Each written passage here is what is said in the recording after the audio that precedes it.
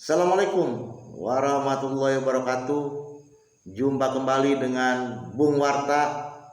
Ngopi bareng Bung Warta, bukan omong kosong.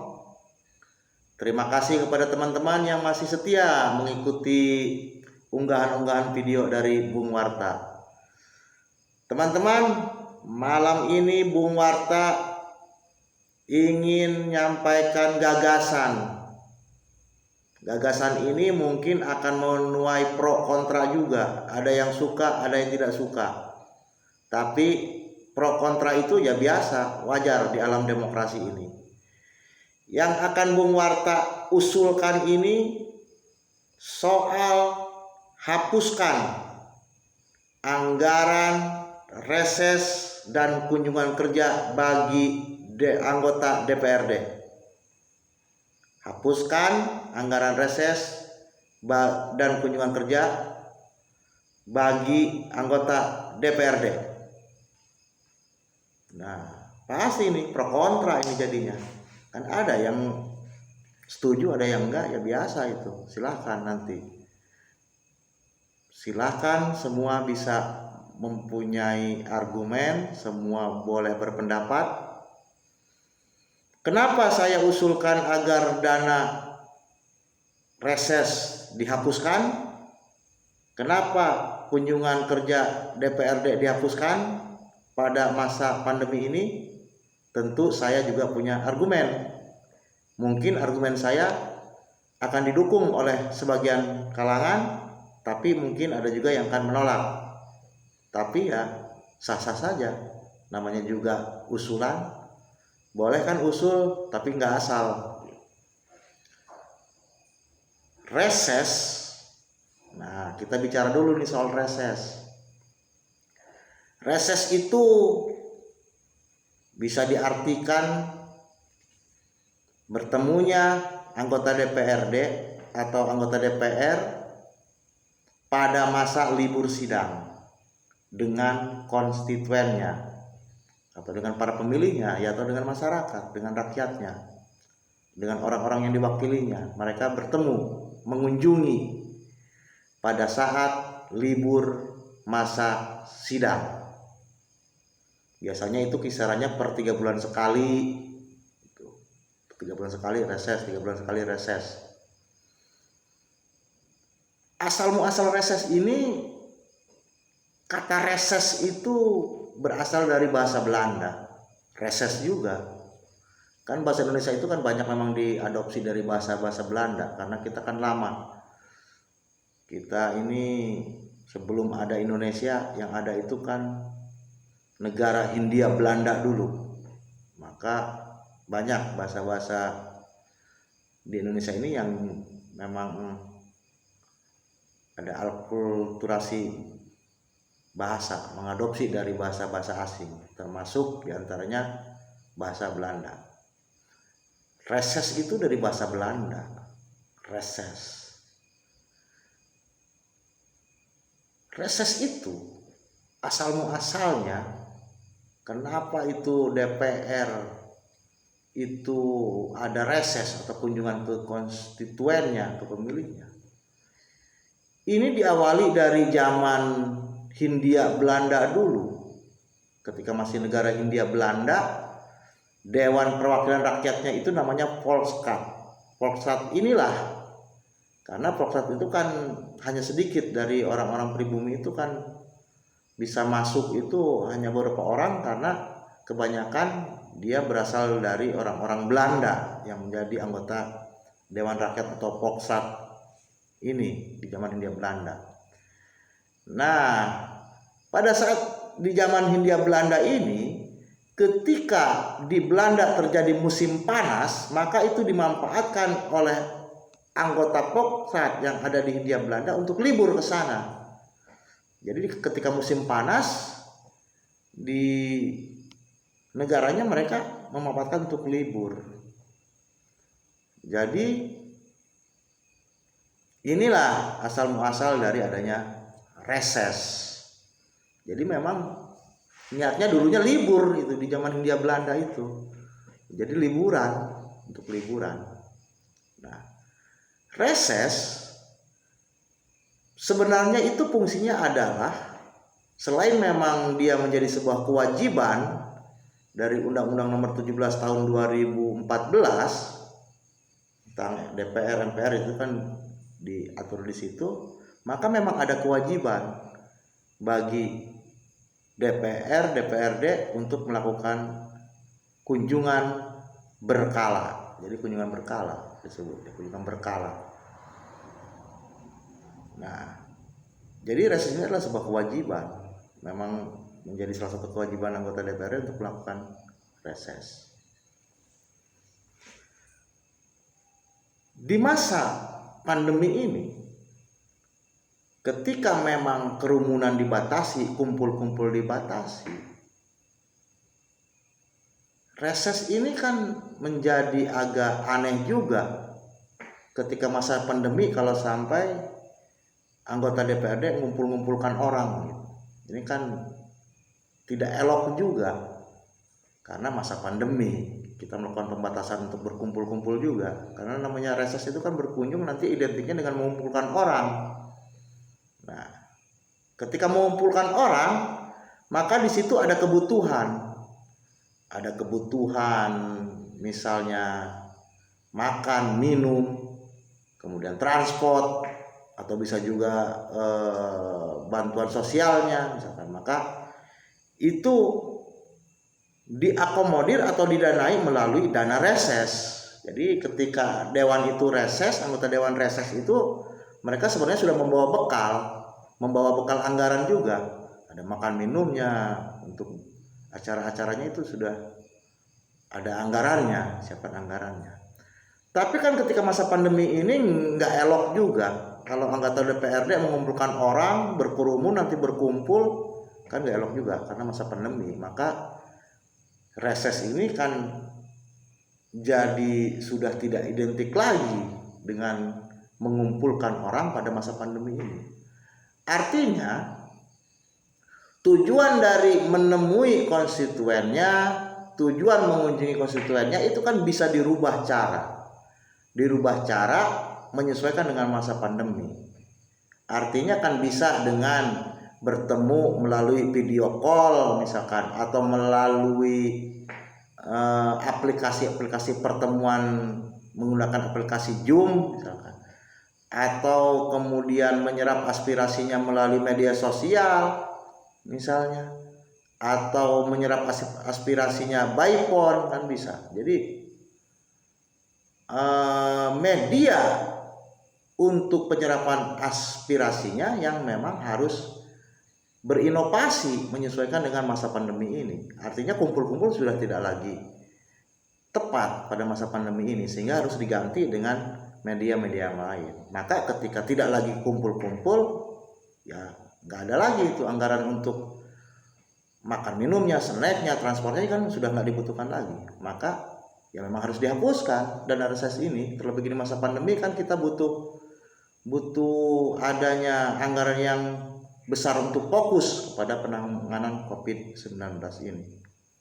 Itu alasan kenapa saya usulkan agar dana reses ini untuk DPR dihapuskan. Kedua, memang kita harus melihat juga efektivitas dari reses ini apa, outputnya itu apa. Ketika ngumpulkan orang itu apa outputnya, yang dihasilkannya apa. Kan idealnya itu ketika reses itu Dewan atau Wakil Rakyat ini mengumpulkan masyarakatnya, konstituennya, mereka itu nanti akan mengusulkan bahwa daerah A butuh sarana publik A misalkan, atau daerah ini butuh infrastruktur jalan rusak, ini misalkan butuh MCK, butuh air bersih, butuh sarana peribadatan misalkan. Itu kan munculnya nanti dari saat reses, disampaikan kepada DPRD, anggota DPRD yang reses, nanti kemudian disampaikan lagi di DPR melalui rapat paripurna penyampaian hasil reses, disampaikan melalui forum itu. Maka hasil reses itu, usulan-usulannya nanti disampaikan kepada pemerintah kabupaten maupun pemerintah provinsi nantinya hasil reses itu. Tapi Di pemerintahan kita ini, di sistem pemerintahan kita ini, dalam usulan itu kan ada juga yang namanya musyawarah rencana pembangunan, musrembang, yang sama menyerap juga itu aspirasi, memusyawarahkan aspirasi, memusyawarahkan usulan, itu ada juga namanya musrembang. Sehingga ini seperti ada dua jalur ini jalur reses menggunakan jalur politis nantinya ke DPR, yang ini jalur musrembang berjenjang nantinya sampai ke tingkat kabupaten. Nah, sehingga ini juga sebenarnya bisa disatukan. Kenapa enggak? Artinya ketika musrembang ya dewan juga bisa kan di situ, ada di situ. Efektivitas output dari hasilnya itu kan menyerap usulan. Sementara kan reses ini ketika mengumpulkan orang itu kan nantinya banyak muncul usulan, nanti ada nggak jaminannya bahwa usulan ini akan terrealisasi juga, atau usulannya nanti akan bisa diakomodir, diperjuangkan oleh dewannya juga. Ini kan masih tidak ada garansi untuk itu, karena pada akhirnya semuanya akan bermuara di forum SKPD, nantinya digodok oleh Bapeda menjadi nantinya sebuah usulan pemerintah daerah yang kemudian digodok bersama dengan DPRD. Artinya tetap muaranya kepada pemerintah daerahnya. Jadi saya kira ya memang sudah saatnya reses ini dirubah medianya menjadi tatap muka melalui aplikasi-aplikasi, bisa itu dengan WhatsApp, Zoom, media sosial seperti itu, karena tujuannya ya menyerap aspirasi kan bisa diserap melalui Facebook dan sebagainya. Walaupun memang mungkin ada anggaran yang harus dihilangkan berarti, karena tidak ada lagi transport, tidak ada makan minum, tidak ada lagi anggaran untuk beli spanduknya kan, untuk apa juga, karena sudah bisa menggunakan media sosial. Tapi outputnya ya tetap aspirasi masyarakat itu akan terserap. Karena ini kan masa pandemi, nggak bisa kumpul-kumpul. Itu terkait dengan alurnya nantinya, output usulannya. Kemudian kenapa saya juga menolak atau agar itu kunjungan kerja DPRD dihapuskan, ya sama. Kunjungan kerja itu misalkan keluar daerah atau keluar kota atau studi banding, itu kan harus ada outputnya. Artinya output apa yang dibawa. Idealnya itu kan sebenarnya sebuah studi banding DPRD itu, idealnya dia berstudi banding itu bersama dengan pihak eksekutif atau pemerintah, bersama dengan pemerintah sesuai dengan leading sektornya, sama-sama studi banding. Jadi jadwalnya itu ya memang sebaiknya disamakan, artinya kunjungannya bisa sama-sama, agar nantinya ketika dimasukkan dalam pembahasan antara DPR dengan pemerintah ya sama-sama sudah tahu, karena studi banding sama-sama. Tapi kan yang kondisi saat ini di masa pandemi ini kan tidak leluasa juga kita melakukan studi banding ke daerah lain, karena ya masa pandemi juga. Kenapa harus berkeliaran keluar kota gitu, keluar daerah yang masih bisa dihindari. Sama seperti kemarin ada kejadian, misalkan ada yang masih melakukan rapat-rapat di hotel misalkan. Ini kan ya gimana di masa yang serba susah ini kan semua harus dirampingkan, diefisiensikan, karena ekonomi turun, PAD juga pasti turun. Di masa pandemi kan penghasilan asli daerah juga turun, sektor ekonomi lesu, maka ada pajak-pajak juga yang berkurang, retribusi yang berkurang. Maka semua harus merampingkan keuangannya, merampingkan pengeluarannya, harus diirit-irit. Nah, ketika ini studi banding ini kan harus ada output juga. Misalkan studi banding tentang desa, maka harus kita studi banding ke desa-desa yang memang dianggap lebih maju, bisa diterapkan. Misalkan kita studi banding tentang perizinan, maka kita harus melihat yang perizinan sudah maju, diterapkan, nanti hasilnya dibawa ke sini. Ya memang studi banding itu ya memang penting. Tapi maksud saya, studi banding di masa pandemi ini kan bisa disiasati dengan metodenya yang melakukan studi banding secara virtual. Karena memang kan sekarang zamannya virtual. Studi banding virtual kan bisa juga, kenapa enggak? Misalnya cukup satu orang yang menjadi operator DPRD, misalkan satu orang jadi operator dari tenaga ahli atau dari staf, misalkan diberangkatkan ke daerah yang dianggap perlu untuk dipelajari, mereka berangkat ke sana.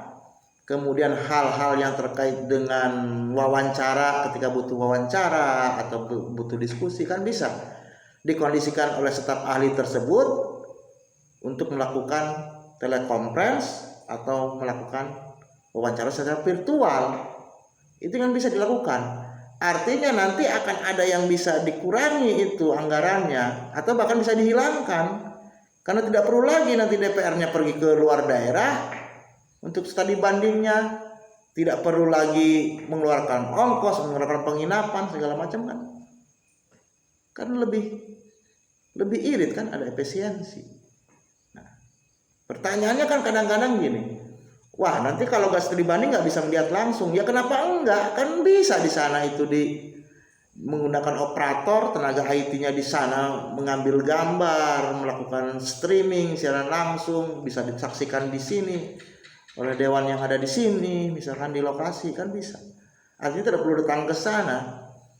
Kemudian soal informasinya, misalkan seperti apa metode yang dilakukan oleh mereka sehingga bisa maju. Itu kan sekarang sudah musimnya website. Semua Pemda itu sekarang punya website. Bahkan desa juga punya website. Punya website untuk menyebarkan informasinya. Apa yang mereka lakukan itu sudah ada website. Artinya informasi itu bisa diambil melalui website sekarang. Secara online. Lalu kenapa? Adanya teknologi itu kan sebenarnya untuk memudahkan. Teknologi itu hadir itu untuk memudahkan pekerjaan manusia supaya lebih mudah. Adanya website, adanya live streaming, adanya media sosial, ini kan sebenarnya harus bisa memudahkan tugas-tugas pekerjaan termasuk oleh seorang anggota DPRD. Sekarang menyerap aspirasi sudah nggak susah DPRD, tinggal lihat di medsos itu banyak informasi yang tersebar, apa yang diinginkan oleh masyarakat, aspirasi masyarakat itu bisa dilihat di medsos juga banyak, kritikan-kritikan juga banyak. Usulan-usulan juga banyak, jalan yang rusak aja bisa dilihat di medsos, kebutuhan masyarakat bisa dilihat di medsos. Ini ya tinggal sekarang niatan kita ini seperti apa. Saya kira usulan ini memang bisa menuai pro kontra, ada yang setuju, ada yang enggak, tapi ya silahkan, itu kembali kepada niatan kita semua. Tapi intinya pada masa pandemi ini adalah masa prihatin, ekonomi lesu. Semua orang prihatin, maka saya kira DPRD sebagai wakil rakyat juga harus paham tentang itu. Kurangi anggaran-anggaran yang tidak efektif, pemborosan anggaran, kurangi. Insya Allah jika wakil rakyat kami bisa memberikan teladan dan contoh yang baik kepada kami yang diwakilinya, maka kepercayaan kami sebagai konstituen atau sebagai masyarakat akan semakin besar kepada DPRD. Yang dikhawatirkan itu adalah ketika publik sudah tidak lagi percaya kepada yang mewakilinya, maka ketika trust atau kepercayaan orang itu hilang, maka marwah lembaga itu sendiri akan berkurang. Itu saja yang biasa saya sampaikan. Kurang lebihnya saya mohon maaf, barangkali ada pihak-pihak yang tersinggung dengan usulan saya ini. Tapi apa yang saya sampaikan ini adalah sebuah usulan, aspirasi, dan mudah-mudahan masih banyak gagasan-gagasan yang bisa kita hadirkan menjadi sebuah opini, menjadi sebuah materi diskusi bagi berbagai pihak. Itu yang saya sampaikan. Tetap semangat. Assalamualaikum warahmatullahi wabarakatuh. Saya Bung Warta.